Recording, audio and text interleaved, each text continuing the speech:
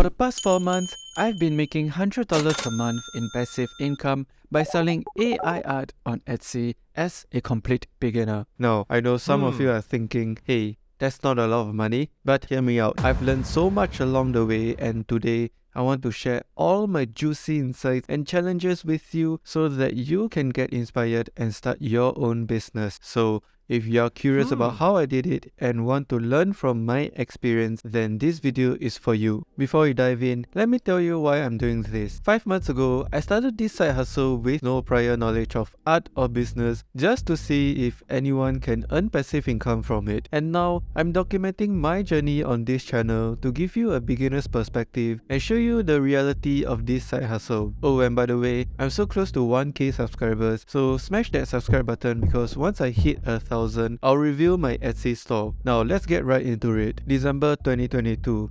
I started my store with no clue of what I was doing, and the results here clearly shows it. It was only towards the end when things started picking up, and I want to tell you how I got my first sale. I discovered that Chinese New Year 2023 was about a month away, and it was a highly searched keyword with little competition. So I created listings around that keyword and turned on $1 per day advertisements, and voila!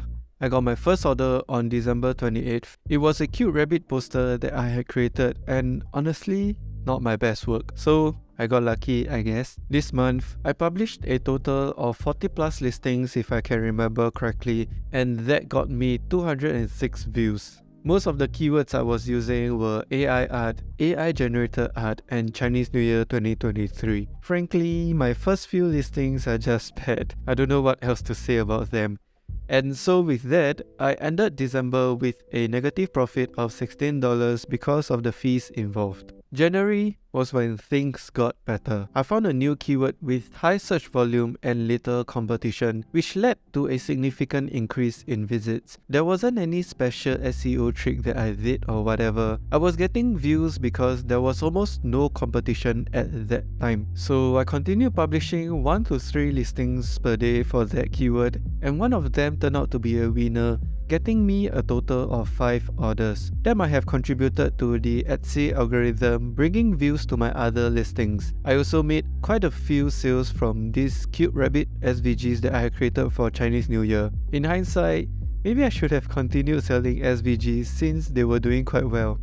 I wanted to try advertisements, so I started small with $1 per day until the end of January, when I realized it wasn't helping much in getting me orders. By the end of Jan, I had a total of 60 plus listings, but I was only getting sales from 12 of them. The others didn't quite work out well. So after accounting for all the fees, I made a profit of $140, which I'm pretty happy about. Going into February, I believe January somehow kickstarted my store because I was still getting a decent amount of traffic organically. I turned off the advertisements to cut down on fees since it wasn't contributing much based on the results from January. But now that I know better, I probably should have continued with the ads since it may have had a snowball effect into the next month. During this time, I didn't do anything differently except that I spent more time creating products for other keywords that I was trying to explore. Unfortunately, it didn't yield the results I had hoped for. I should have continued expanding on my products based on the keywords that were already working for me. Now you might look at the stats here and wonder why the revenue is lower than in January despite getting a similar amount of orders. Well, that's because I started running a 60 to 70% discount on my listings. I thought since customers were willing to pay for my products at a higher price range,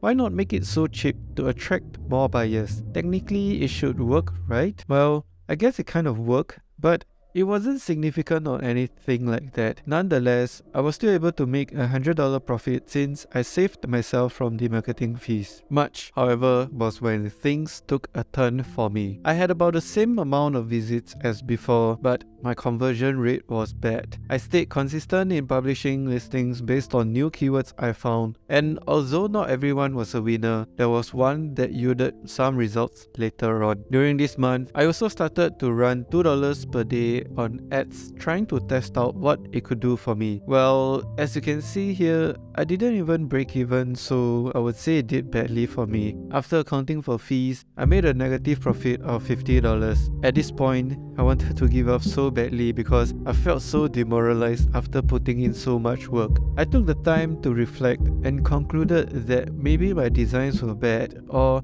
it could be due to the mockups or descriptions I have. I thought, why not give myself another chance to try and work on those and see where it takes me. And that's what I've been doing in April. I focused on revamping my store. I deactivated over 90 plus listings because I felt they didn't fit the overall vibe I was trying to create. I realized that having a consistent theme, a common color palette, and using similar mockups can create a more comfortable and confident buying experience for customers. So I spent hours trying different mockups, optimizing my listings, and creating products around a consistent theme. While it didn't generate the revenue I was hoping for, I'm just happy to see that I'm starting to get views and sales across my listings. Additionally, since I changed my brand, I've been receiving more admirers, which is a good sign, I guess. During this month, I also experimented with ads by increasing my budget to $10 per day from April 7th to April 13th. Unfortunately, it didn't quite work out the way I wanted because I only generated $17 in revenue from the $60 spent.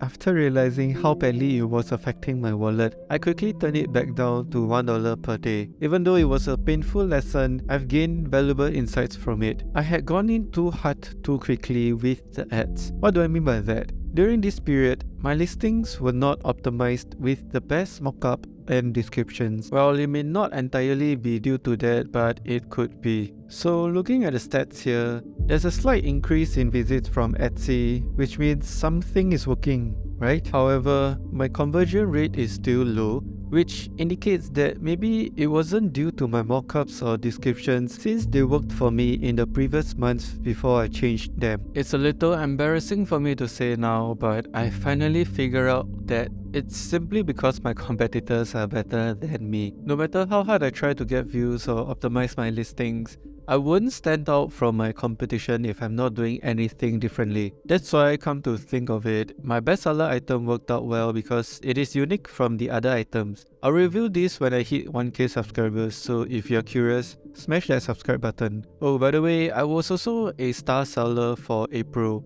I'm not sure how to show you cause I'm no longer one, but it's basically this badge that you will get if you hit these 4 requirements. Honestly, I'm not sure if it helped. Yes, I do see a sales increase as compared to March, but it's not any significant boost as compared to my other months. So there's that. If it wasn't for the marketing fees, I would have made a profit, but unfortunately, I'm down $40 for this month. But if we look at my overall stats, I'm still in profit. No, actually wait, I've made a total of 412 in revenue with 142 listings and 8 5-star reviews. After accounting for all the fees, my net profit is about $140. However, let's not forget about my midjourney AI subscription fee at $30 per month, which amounts to $150 in total. So let's just call that break-even, yeah? To be honest with you, I'm not feeling very motivated right now. Maybe I'm just being too hard on myself considering that I'm still a beginner who knows nothing about art, or maybe that's just an excuse I tell myself to feel better. I think I might take a short break before continuing with new listings, but for now, my plan is to focus on improving all my existing products. If you have made it this far into the video, thank you for watching. I hope my experience has provided you with valuable insights. And before you start thinking that it's not possible to make a decent income with this, I want to show you this seller I found who is doing amazingly well selling AI art. But before I do that, if you go on Etsy and search for AI art, you'll find that there are actually quite a few stores selling well with 100 to 200 sales. However, you also notice that those shops has been around for more than 6 months. For example, this store selling AI art has generated over 30.6 thousand over the span of 2 years. Now that's impressive, but it's not anything significant. This store here really impressed me because he managed to generate 2,000 in revenue in just a month.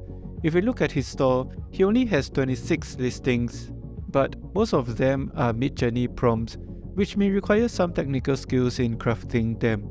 What I'm trying to say is that it's not entirely impossible to generate a decent income with AI art, but if you decide to take the approach of selling purely AI art, be creative to stand out from the rest, and keep in mind that it may take you a while to reap the benefits of passive income. That's it for the video, guys. Please let me know if you found my insights helpful. I'm currently working on a new video where I'll show you my updated process of how I create and sell my AI art. So be sure to subscribe for that, and I'll see you in the next one.